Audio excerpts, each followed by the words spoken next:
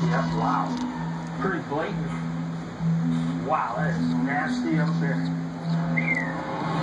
What a freaking mess. It's kind of sad that someone doesn't have respect for the landowner. These people don't have permission, and this is why people don't give permission for ATVs. They've absolutely torn the snot out of this person's property. That's a good tire tread right there. I'm going to take a picture of that. So. Looks like two different ATVs. This trail's going to take me right back to this place, so I know who's doing it. This one comes